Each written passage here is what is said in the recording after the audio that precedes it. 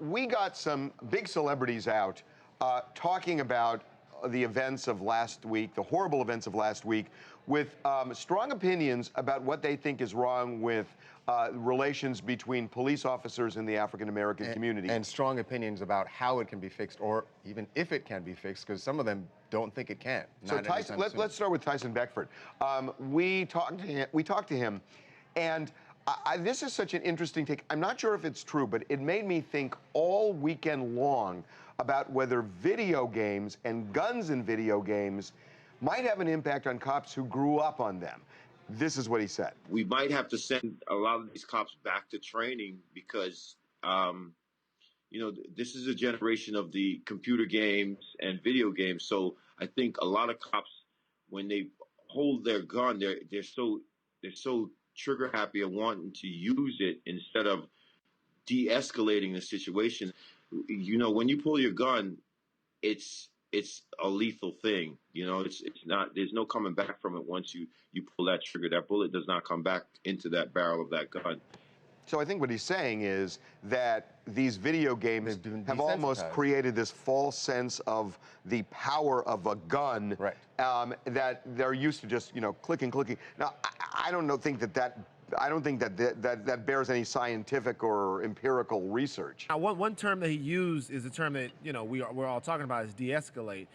He said that, you know, the video games would make you less likely to de-escalate a situation if you have a gun because you're used to shooting people, I guess, in the computer world. My problem with that statement is they seem to certainly know how to de-escalate situations with white Americans.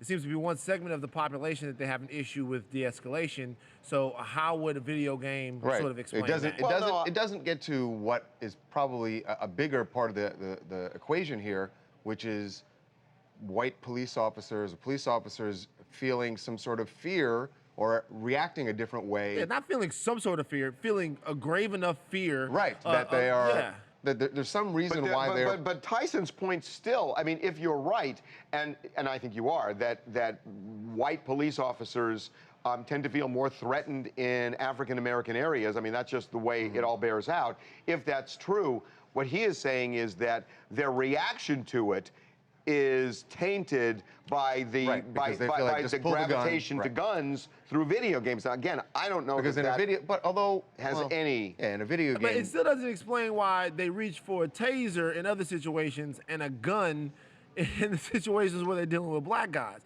Like, I mean, there's got to be. I understand what you're saying is maybe there's more of a reaction when you're, but what we're talking about is a very specific response to a very specific portion of the community. And I get what Tyson's saying, that we live in a more violent time and these video games might be a part of it. But to this issue, I'm just not sure it's landing with me. And we got Boosie out. Right. We talked to Lil Boosie also. Actually, that's right. It's not Lil anymore, just Boosie.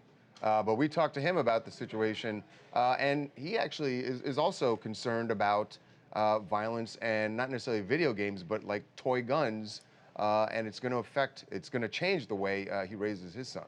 Cops getting away with murder.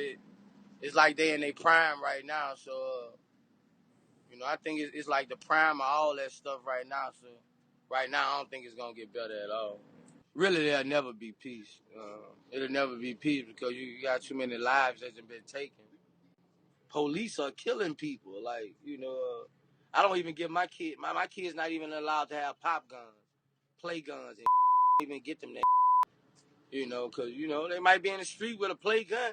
Police come around the corner, you gotta go, boom, shoot them. Yeah, I gotta say something, and that's a reality. That has happened a lot. There are a lot of times that children or even adults who have a toy gun out, it can be mistaken for something. So can I say something? And look, but that was to feel like there's never going to be peace. Well, it's very pessimistic. Yeah. But you know, when I hear that, I gotta say, last week was a horrible yet just an eye-opening week. Because you have tragedy on both sides here. You've got tragedy in the African-American community, you've got tragedy with the police department, and it almost feels like one doesn't want the other to jack the focus. And I kind of felt that a little bit after the police officers died, that I think that there were a lot of people who said, damn it. We talked about on Friday that we shouldn't be looking at it as their side and that there are two But sides. people are dying is the bottom line. People are So dying, but there's this kind of feeling let's like just work out how to stop people dying from gun violence. I think when you talk about in terms of jacking the focus, there's never you don't want to minimize anything that happened with the officers because that was a situation where innocent people were killed and it was disgusting and abhorrent. But obviously there is a lasting dialogue that we have to have about the way the police are treating African Americans. Right. And what we don't want to do, because that seems systemic as opposed to what happened to the police officers was a madman. And when he says that there's not going to be any peace, one reason that he might feel that way is because there don't seem to be honest with you, enough people invested into this. This is not an issue for Black Americans. This is an issue that is central to America. We don't have any rights specifically guaranteed to us because we're Black. They're guaranteed to us because we're Americans. Right. And anytime there's injustice against Americans, it should outrage all Americans. All Americans should, yeah, exactly. Everybody, just like it happened in North Carolina with the situation with transgenders, people not having their rights. Everybody should be all outraged that this is happening to Black people. And to be honest with you, it doesn't seem like a lot of people care. It seems like they would rather ignore the issue or sidestep it than deal with the heart of what's happening. And it's very, very frustrating. Hi, my name is Ruby Bird, and I'm calling from Phoenix, Arizona. And I just wanted to comment on this whole discussion that we're having with Black Lives Matter and these protests. I was at a protest on Friday, and I wasn't participating. I was walking right next to the protest, videoing on Periscope, and I was shot with pepper balls.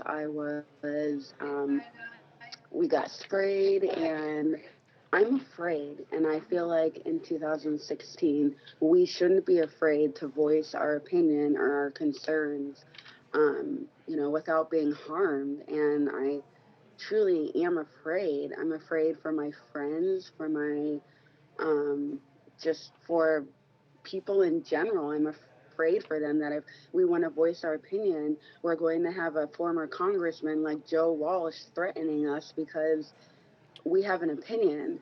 Yeah. That was sad. It was in Phoenix, you said, right? Wow. That is sad.